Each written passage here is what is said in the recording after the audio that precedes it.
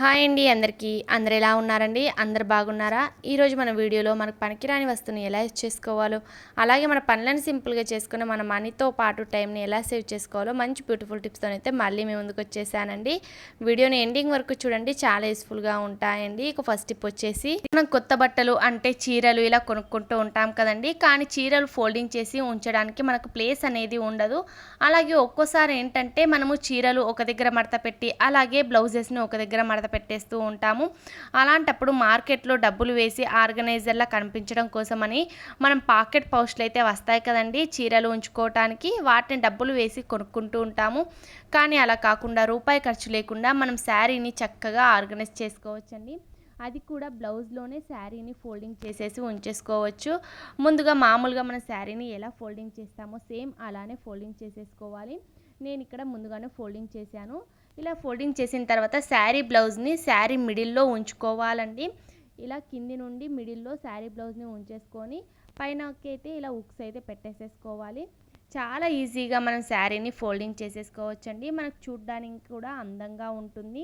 కూడా తక్కువ ప్లేస్లో ఎక్కువ శారీస్ని ఫోల్డింగ్ చేసి ఉంచుకోవచ్చండి. సైడ్కి ఉన్న పార్ట్ని అలాగే హ్యాండ్స్ని ఇలా లోపలికి ఫోల్డింగ్ చేసి ఉంచేసుకోవాలి. ఇప్పుడు కింద ఉన్న పార్ట్ను వీడియోలో చూపించిన విధంగా 2 సార్లు ఫోల్డింగ్ చేసేసుకోవాలి. ఇలా ఫోల్డింగ్ చేసిన తర్వాత బ్లౌజ్ యొక్క వెనక పార్ట్ అనేది పైకి వచ్చేస్తుంది. ఇప్పుడు శారీ యొక్క బార్డర్ పార్ట్ని బ్లౌజ్లో సెట్ చేసుకోవాలండి. మనకు పౌచ్ లాగా రెడీ అవుతుంది. తర్వాత మనకు డోరీస్ ఉంటే గనక చక్కగా డోరీస్ని కట్టేసేసుకొని బ్లౌజ్ లోపల సెట్ చేస్తే గనక మనకు ఒకే దగ్గర శారీ బ్లౌజ్ అనేది ఉంటుందండి. అలాగే మనకు చూడడానికి కూడా అందంగా కనిపిస్తుంది. దీనికోసం మనం సపరేట్గా మార్కెట్కి వెళ్ళి కవర్ తీసుకునే అవసరం కూడా ఉండదండి. తక్కువ ప్లేస్లో ఎక్కువ శారీస్ని ఫోల్డింగ్ చేసి ఉంచేసుకోవచ్చు. ఒక్కోసారి మనం పార్టీస్ కానీ మ్యారేజ్కి వెళ్ళేటప్పుడు బ్లౌజ్ ఉంటే మనకు శారీ కనిపించదు, అలాగే శారీ ఉంటే బ్లౌజ్ కనిపించదు కండి. అలాంటప్పుడు ఈ టిప్ చాలా యూస్ఫుల్గా ఉంటుంది.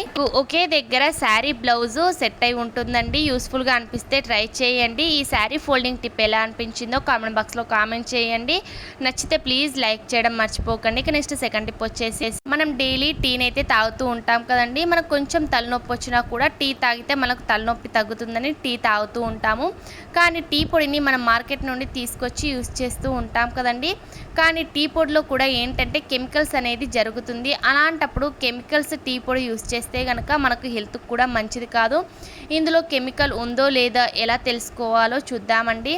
ముందుగా ఇలా మనకు కొంచెం టీ పొడిని తీసేసుకొని ఇలా కొంచెం వాటర్ని అయితే వేసేసుకోవాలి. మీరు ఏ టీ పొడి వాడతారో ఆ టీ పొడిని తీసేసుకొని ఇలా మనం కొంచెం వాటర్ వేసేసి ఫింగర్తో రబ్ చేస్తే గనక ఇందులో మనకు కలర్ అంటే కెమికల్ కలిపింది ఉంటే గనక మనకు కలర్ అనేది డార్క్గా వస్తుందండి. మనకు చాపత్తిలో కలర్ ఉంటుంది, కానీ న్యాచురల్ కలర్ అనేది ఉంటుందండి.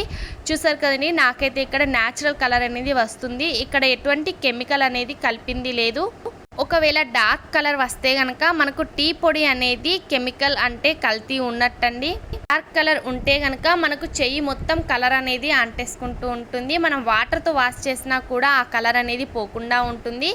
ఇక్కడ నేను యూస్ చేసే టీ పొడి అనేది స్వచ్ఛమైన టీ పొడి అండి. అస్సలు మనకు కలర్ అనేది న్యాచురల్ కలర్ అనేది వచ్చిందండి. కేవలం మనము ఒక 2 సెకండ్లలో మనం యూస్ చేసే టీ పొడి కల్తీనా లేకపోతే స్వచ్ఛమైందా తెలుసుకోవచ్చండి.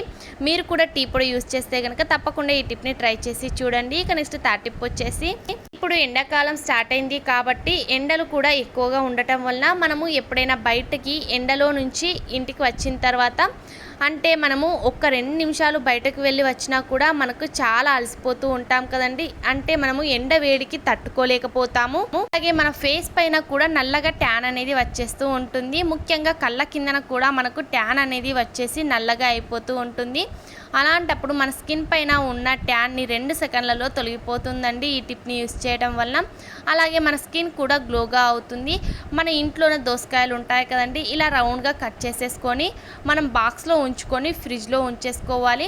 మనం ఎప్పుడైనా ఎండలో నుంచి బయటికి వెళ్ళి వచ్చిన తర్వాత దోసకాయ కట్ చేసుకోవచ్చు. కానీ మనకు ఒకవేళ ఇంట్లోన కుకుంబర్ ఉంటుందో ఉండదో అలాంటప్పుడు మనం ఇలా ముందుగానే కుకుంబర్ని కట్ చేసేసుకొని ఒక బాక్స్లో ఫ్రిడ్జ్లో ఉంచితే కనుక మనకు 15 రోజుల వరకు ఫ్రెష్గా ఉంటుంది. మనం ఎండలో నుంచి ఇంటికి రాగానే మనం చక్కగా ఎన్ని పీసెస్ కావాలంటే అన్నింటినీ తీసేసుకొని ఇలా ఫేస్ పైన అలాగే కళ్ళ పైన ఉంచుకుంటే కనుక మనకు చల్లగా ఉంటుందండి. అలాగే మనకు స్కిన్ పైన ఉన్న ట్యాన్ అనేది తొలగిపోయి మనకు స్కిన్ అనేది గ్లోగా కనిపిస్తుంది. ముఖ్యంగా కళ్ళ కిందన ఉన్న నలుపు అనేది పూర్తిగా తగ్గిపోతుందండి.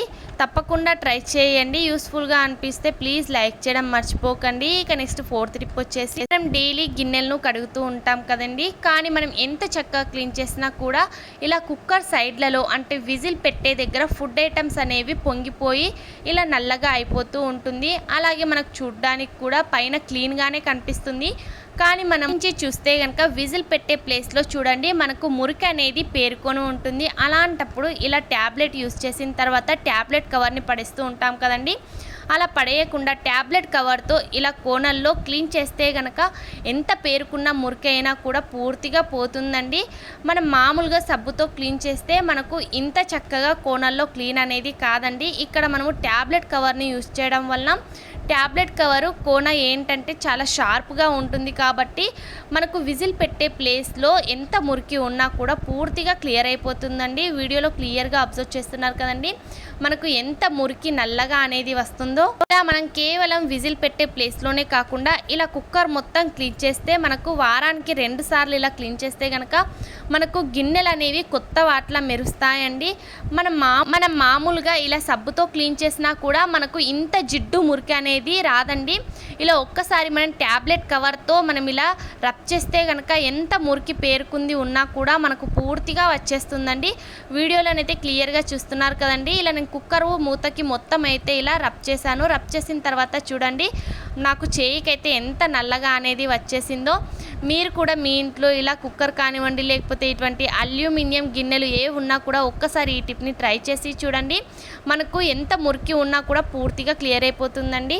తర్వాత వాటర్తో వాష్ చేసిన తర్వాత చూడండి కుక్కర్ మూత ఎంత చక్కగా కొత్త దానిలా మెరుస్తుందో.